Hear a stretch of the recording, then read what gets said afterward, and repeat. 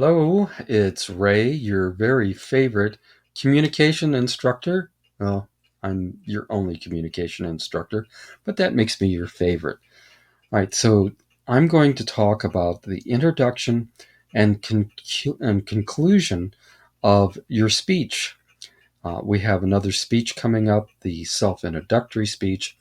And for this speech, it really is all about the introduction and conclusion that I really want you to work on. And you might be thinking, I seem to remember once in a speech there's an introduction, a body, and then the conclusion. What about the body? Well, the body for this next speech, the self introductory speech, is basically a story. And I'm going to post another lecture here, PowerPoint lecture, in the next couple of days that will go over exactly what will be in this self introductory speech. What I'm talking about today applies to the self introductory speech in all other speeches. I do need to mention a controversy. Now, introduction, body, conclusion, three parts to a speech. I have an ongoing argument, whatever you might want to call it, with many of my colleagues who say it's the body of the speech that's the most important part of the speech. I'm going to tell you that I think it's the conclusion of the speech. I'll tell you why towards the end of this PowerPoint, and then you see what you think. All right. So, how many of you like to go to the movies? Oh, I see lots of hands. Everybody likes to go to the movies. Why? Because we like a good story, don't we? And what gets you into a movie, especially an action movie or sci-fi movie or murder mystery movie? There's always something at the very beginning that pulls you in, that grabs you. So let me talk about the introduction. Speeches are exactly like those movies. A strong introduction is going to pull people in, and they're going to it makes them want to listen to you. And of course, I'm going to provide some ideas and strategies on how to do that. Now, remember, basically, when you're giving a talk, any kind of talk, whether it's at work in a team meeting and you're the presenter, or if you're in front of 5,000 people in an auditorium, you have to give them a reason to listen to you. And again, going back to the movies, that's exactly what the movie makers do. They pull you in right away because they know they're asking you to sit there in the case of a movie, hour and a half or 2 hours, and a speech anywhere from 5 to 20 minutes. People really need to know they want to listen to this. So anyway, how do you go about that? All right. So elements of a good introduction here. Get your audience attention. Okay. Establish your credibility. Remember ethos, pathos, logos? Which one is credibility? That's right. Ethos. Ethos is credibility. I'll come back to that. Oh, now indicate your purpose slash thesis. I say and thesis, but really the purpose and thesis are pretty much the same thing. You need to have a thesis statement. Oh, okay. Okay. And then why are you giving this speech? Tell us why you're giving the speech. All right. Okay. And then you're going to preview what's coming in the speech, the main points. Now, obviously, I'm going to go through this lecture. I'm going to give you specific examples, including a speech that I will do, a self introductory speech that I will do that goes point by point through all of this again to show you exactly how I go about it and how you can go about it. All right, what else do we have here? All right, so how do you get your audience's attention? All right, always, always, always. That's three times. Always tell people who you are. Good afternoon. My name is Ray Shabinsky, and today I'm going to tell you a little story about how I came to have my very favorite book. Okay, by the way, that's what my self-introductory speech is going to be about. And I'm going to show you that at the end of this PowerPoint. Okay, how can you grab people and get their attention? Oh, there's a lot of different ways you can do that. Uh, and I'm going to Yeah, there's a couple of different uh, speeches that I can post from YouTube that you can watch as well. Don't worry about that too much at this point. Okay, we'll be looking at that. So, what are some of the ways you can get people's attention? All right, these are proven techniques, guaranteed to work, or your money back. All right, cite some surprising facts or statistics. Okay, now I did that in another lecture. I held up a plastic cup. I'm going to do it again here. Huh? Where's this one from? This one's from Wendy's. All right. There's tea in it, unsweetened tea, no sugar. All right. Anyway, and I said, okay, did you know that plastic cups, plastic bottles, plastic bags, all this stuff, yes, and the chime is telling us that all of these things represent 10% of the world's oil supply. That's kind of a startling statistic, isn't it? Okay. So, and, you can think of many, many others. So you can do that. Uh, Tell an emotionally arousing story. Okay. Stories are always great ways to pull people into your speech. Now, the self introductory speech and even the other two speeches are pretty short. So, there's not a whole lot of time to do this in a really short speech. Ronald Reagan. Okay, I'm so old, I didn't vote for Ronald Reagan. All right, that's neither here nor there. Ronald Reagan gave great speeches, and he loved to tell stories. And but the speeches, of course, are 20 minutes long or more. So he had the time to develop that. Not so much in a short speech, but it is a great way to pull people into your speech. All right, tell a joke. Okay. Um, uh, okay. A proton walks into a bar and says, "Bartender, get me a drink." And the bartender looked at the proton and said, "Are you sure?" And the proton said, "Yeah, I'm positive." I don't hear anybody laughing. Get it? Positive proton? Oh, okay. Anyway, try to find a good joke. Jokes are great icebreakers for any speech, and I've often used jokes to open, longer speeches. Um, they can backfire on you. I won't go into details here, but when I was at Morehead State University in Kentucky, I was in charge of a big project, building project, and I had to go around to different departments, even different universities, and explain what we were doing. And I opened a speech one day with a joke that truly fell flat. I may even have offended somebody. So, think about the joke, but jokes can work really, really well. Use information about yourself. Okay, so I just told you I'm going to talk about in my self-introductory speech books. Now I can cheat in here because I can say, look behind me. I love books. And today I'm going to tell you about my very favorite book and the wonderful story that goes with how I acquired it. Okay. Yeah, a little bit. I love books. Once again, depending on how much time you have, you can develop this.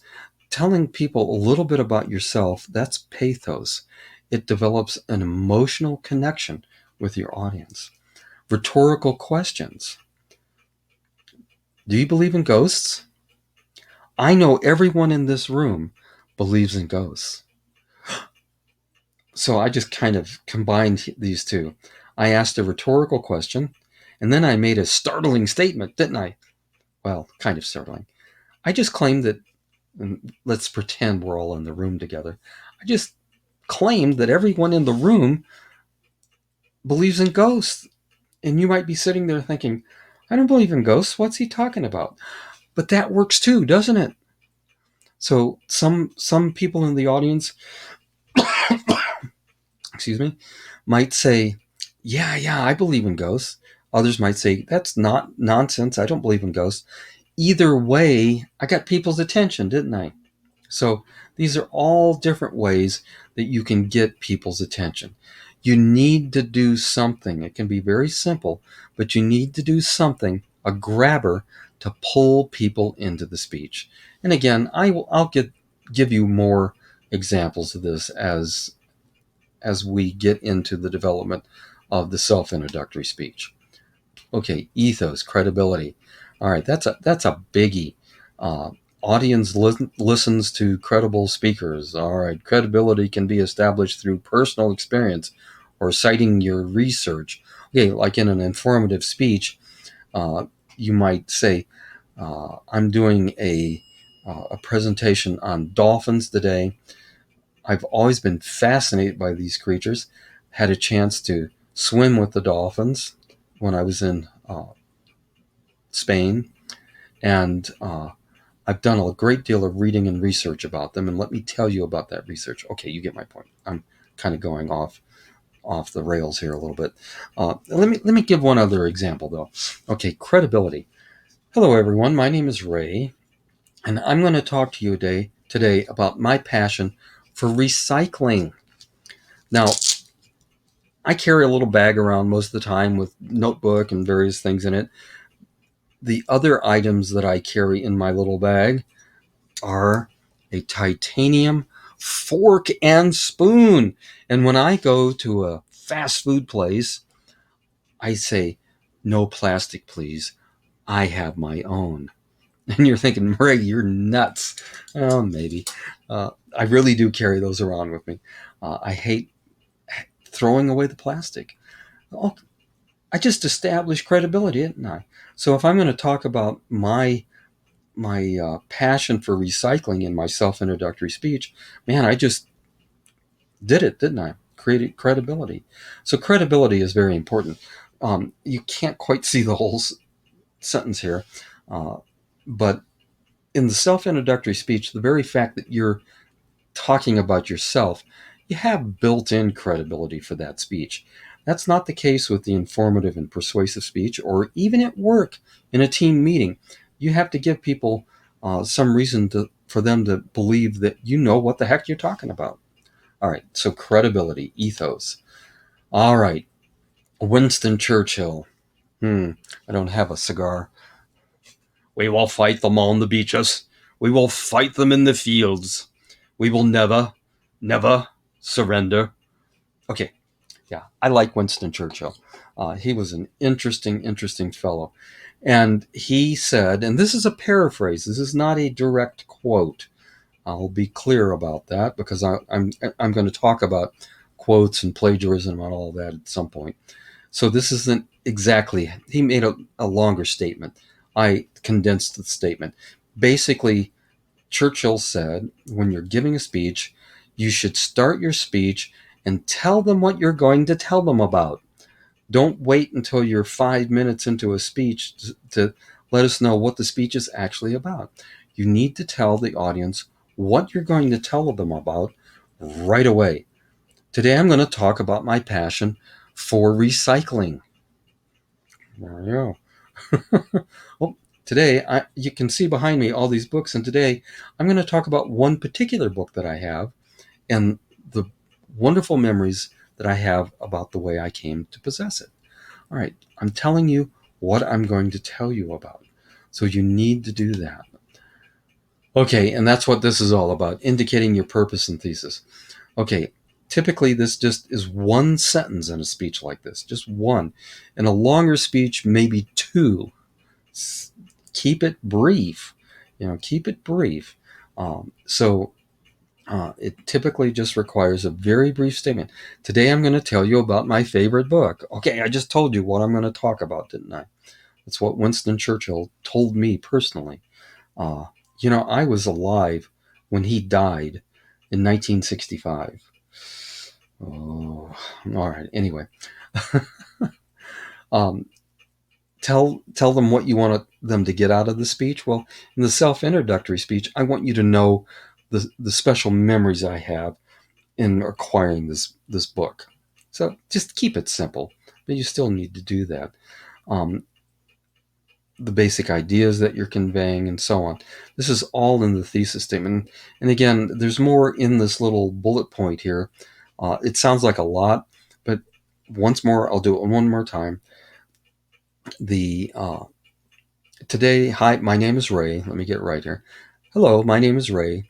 And today I'm going to tell you about my love of books and one book in particular and the wonderful special memories I have of how I came to acquire it. Okay, so you know I'm going to do storytelling, right? I'm going to tell you how this happened. All right, I told you what the basic idea is of this, the memories that I have of this special book. I told you that I'm going to tell you how I acquired this special book, packed it all into a sentence or two. All right. Now, this is interesting. Um, let's see. The introduction of a speech, as I say here, should only represent about 15% of the speech. It shouldn't be real long. In a 5-minute speech, and you can't quite see it, when you go back and look at just the PowerPoint slide, you'll see this. That's about 45 seconds. So your introduction should be relatively brief, 30 to 45 seconds in a speech like this. So keep it brief, but keep it precise. Tell us exactly what you're going to do. All right, now remember, there's a bunch of people out there listening to you, and they're thinking, no, this isn't what you think it is. No, naughty, naughty. Okay, WIIFM. And some of you might be thinking, well, is that World War II FM radio? No, that's short for What's in it for me? And that's exactly what the audience is thinking. Okay? You have to make this interesting. You have to pull them in. Again, with the self-introductory speech, this is sort of built in. What's in it for your audience is they're going to listen to a nice little story about something you want to tell us. All right. Now, the informative and persuasive speech, this is even more important because you really have to tell your audience what's in it for them, why they should listen to you.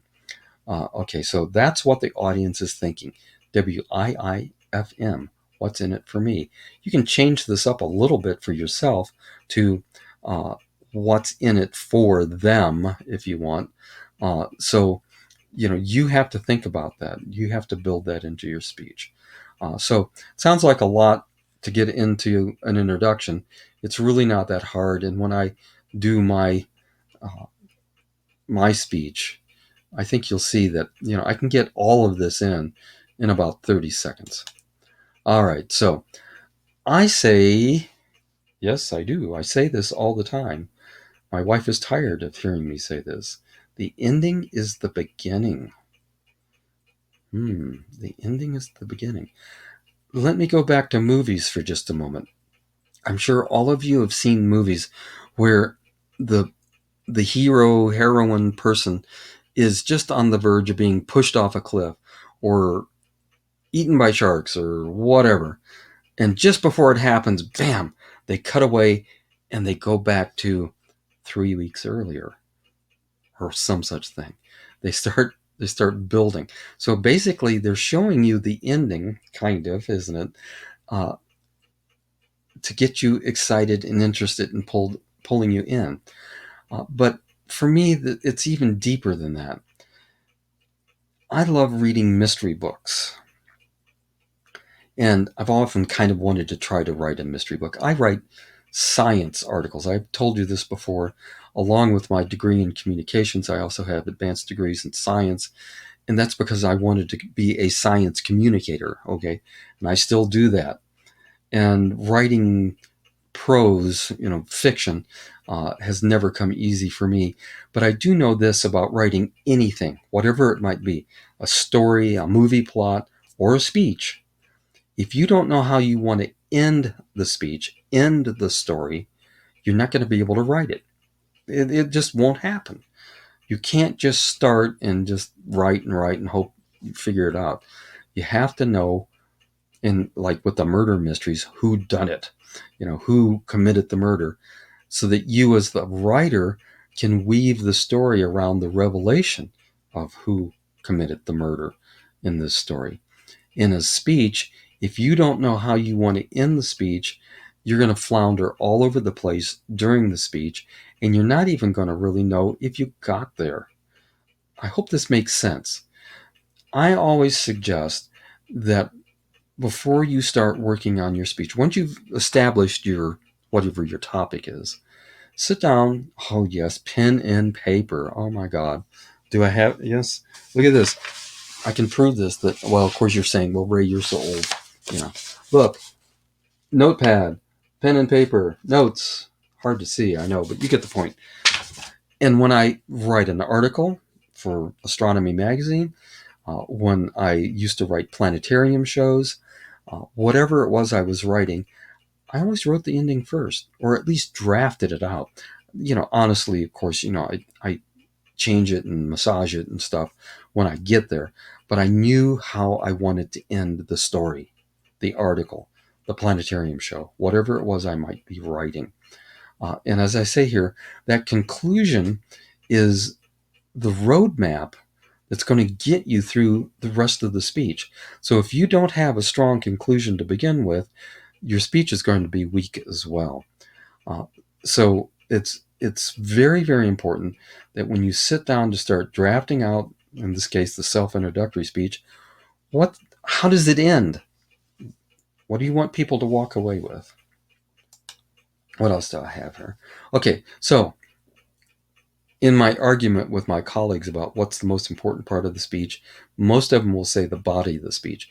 Yeah, the body is incredibly important, but the end of the speech is what people are going to remember.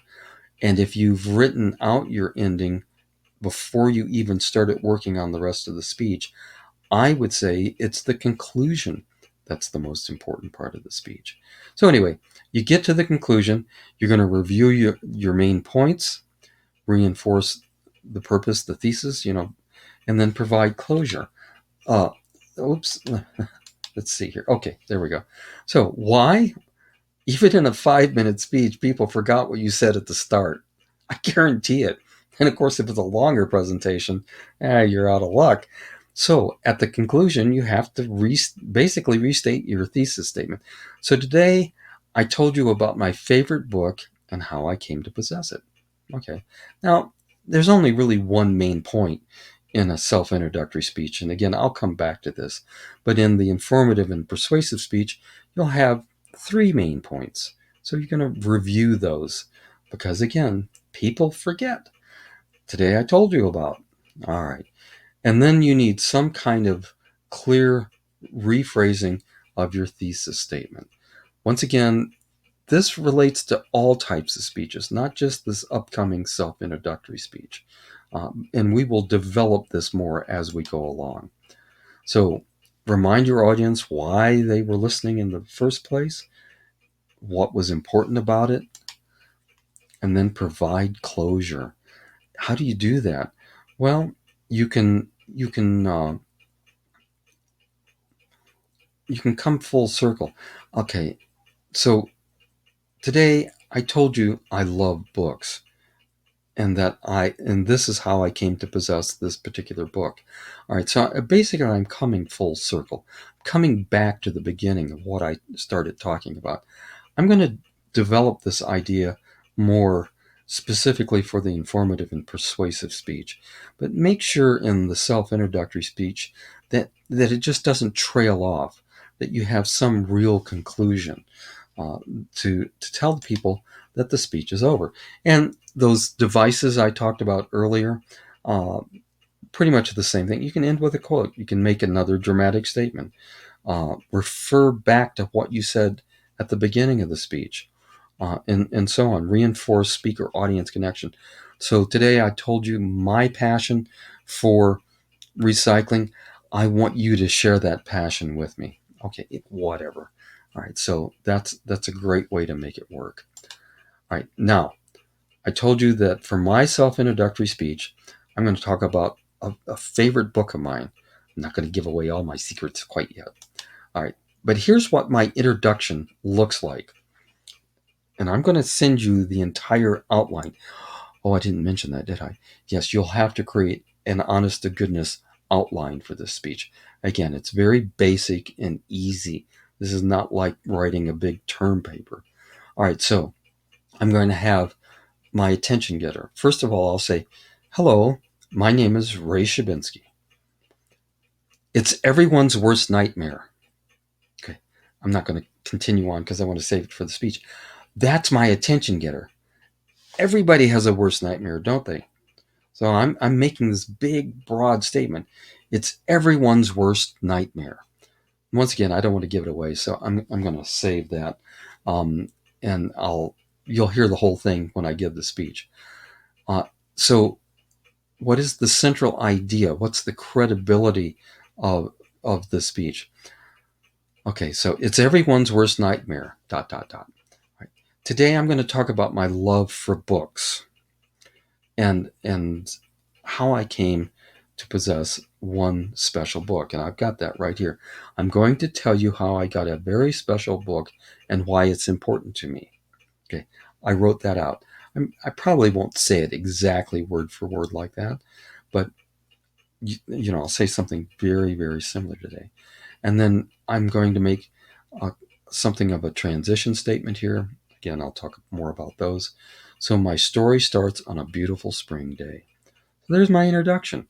It's going to take about 30 seconds.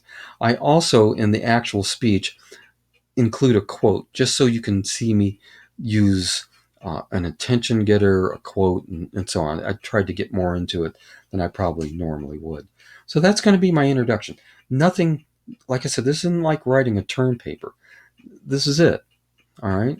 Got an attention. I tell you who I am. I have an attention getter. I establish my credibility about loving books. The quote helps with that as well. I'm going to tell you what the speech is about, a special book, and why it's important to me. There you go. Number 3 is a thesis statement. And then number 4 is my little bit of a preview, what the speech is going to be about. It all started on a beautiful spring day. All right. Easy peasy, huh? All right. Now, here's the conclusion of my speech. I jumped right over the body. Don't worry about the body right now. This lecture is all about beginning and ending a speech. Okay, so I'm going to restate my thesis. As I said, I love books, and I elaborate on this I repeat the same quote that I used at the beginning of the speech. All right, so my review of my main points. My story is a little mini journey on how I acquired this very special book. And then my final thought, I'm going right back to everyone's worst nightmare. See how I came full circle from the beginning to the end? All right. But this conclusion, what you're looking at right here, that's what I figured out first. I did all this first because I wanted to know how I wanted to leave the audience, how I want to impact the audience so that they remember what the heck it was I just talked about. So I absolutely guarantee you your speech will go better if you just draft out the conclusion first. And then, of course, you always say thank you. First of all, people sat there, in this case, 4 or 5 minutes, and listened to you. Or again, sometime in the future, you might find yourself giving a 10 or 15-minute speech. They took the time to listen to you. Thank them for it. So thank you very much for listening. I hope you enjoyed the speech, or something like that. All right, so there you go. That's it. Introduction and conclusion. Make sure you read chapter 9, and then we'll go on from there. All right, so this will get us started on preparing for actually the next 3 speeches. Take care, and thank you very much for spending your time listening to me again.